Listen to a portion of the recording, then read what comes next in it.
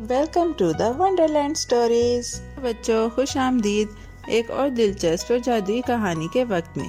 آج ہم ایک ہنسی اور ہوشیاری سے بھری کہانی سنیں گے جس کا نام ہے ملا نصر الدین اور بونا۔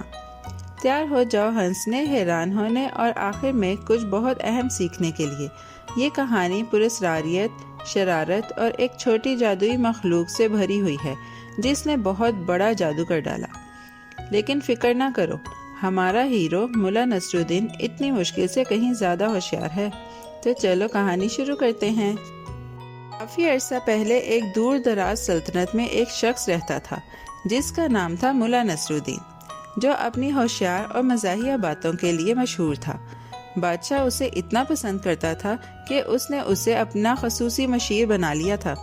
ہر صبح ملا بادشاہ کو اپنی چال باز باتوں سے ہنسا دیتا اور پورا دربار اس کی عزت کرتا تھا۔ لیکن سب خوش نہیں تھے۔ کچھ درباری، خاص طور پر ایک حسد کرنے والے وزیر کو ملا کی یہ کامیابی پسند نہیں آتی تھی۔ وزیر حسد سے بھرا ملا کو تنگ نظری سے دیکھتا تھا۔ وہ یہ برداشت نہیں کر پاتا تھا کہ بادشاہ ملا کی باتوں پر ہنستا ہو۔ تو جب اس نے سنا کہ ملا نے غریب گاؤں والوں کو پیسے دیے ہیں، لیکن ایک عجیب شرط کے ساتھ کہ وہ یہ پیسے صرف بادشاہ کی موت کے بعد واپس کریں گے، تو اسے لگا کہ اب اسے ملا کو ہٹانے کا موقع مل گیا ہے۔ اس کہانی کو مروڑتے ہوئے وہ بادشاہ کے پاس گیا اور سرگوشی کی، جہاں پناہ ملا تو آپ کی موت کا انتظار کر رہا ہے۔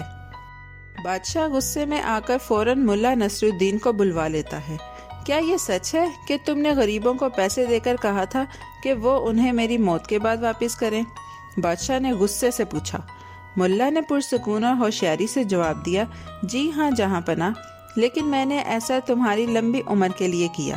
اب وہ گاؤں والے ہر دن دعا کرتے ہیں کہ تم ہمیشہ زندہ ہو تاکہ وہ کبھی بھی مجھے واپس نہ کر سکیں۔ بادشاہ زور سے ہنسا، ملا کو گلے لگا لیا اور اس سے ایک چمکتے ہوئے سونے کے ہار سے نوازا۔ لیکن وہ مزید غصے میں آ گیا۔ اب وزیر مایوس ہو چکا تھا۔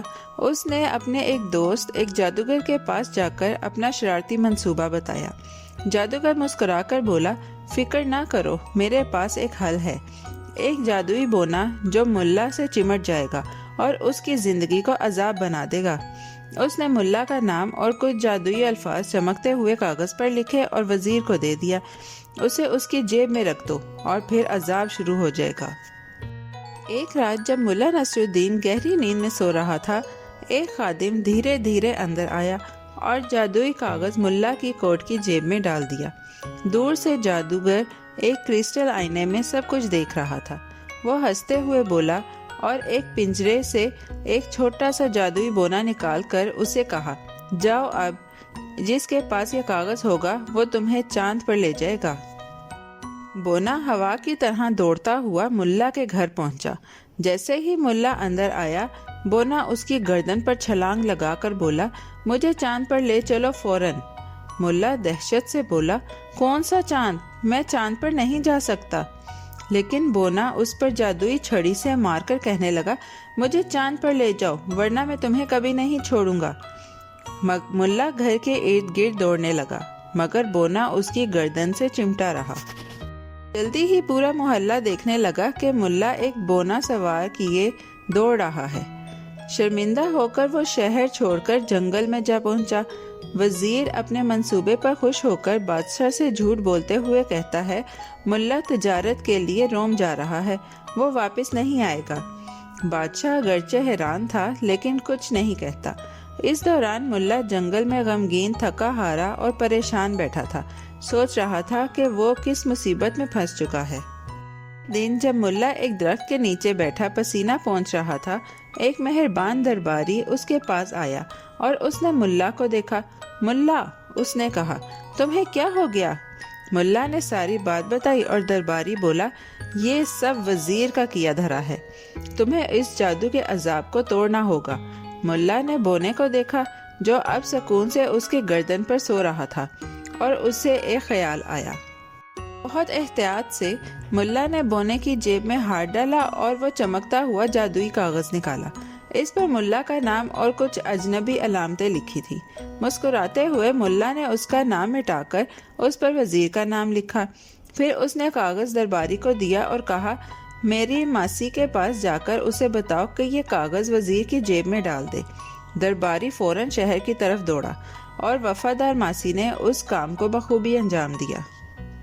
اس رات جب وزیر گہری نیند میں سو رہا تھا، بونا اچانک ملا کی گردن سے چھلانگ لگا کر وزیر کے کمرے میں آ گیا۔ چاند پر، اس نے کہا، اور وزیر کی گردن پر سوار ہو گیا۔ جادوئی چھڑی سے اسے مارنے لگا۔ وزیر چلایا اور جادوگر کے پاس بھاگ گیا، مگر جادوگر تو مر چکا تھا۔ اب وزیر جنگلوں میں دوڑ رہا تھا اور کہہ رہا تھا، اگر میں حسد نہ کرتا تو یہ نہ ہوتا۔ ملا نصر الدین اپنے سر کو بلند کرتے ہوئے اور چمکتی ہوئی مسکراہٹ کے ساتھ بادشاہ کے دربار میں واپس آ گیا۔ بادشاہ نے پوری کہانی سنی، دل کھول کر ہنسا اور کہا، جو کچھ آپ کے ساتھ ہوتا ہے وہ واپس آ ہی جاتا ہے۔ بچوں، اس کہانی کا سبق صاف ہے، کسی دوسرے کی کامیابی پر حسد نہ کرو، دوسروں کو نیچے گرانے کی بجائے خود کو بلند کرنے پر توجہ دو، اور یاد رکھو، ہوشیاری، ایمانداری اور ایک نرم دل ہمیشہ چال بازی کو شکست دیتے ہیں۔ پیارے بچوں، کیسی لگی آپ کو یہ کہانی؟ ایسی ہی مزیدار کہانیاں سننے کے لیے ہمارے چینل کو لائک، سبسکرائب اور شیئر کرنا مت بھولیے گا۔ Bye bye.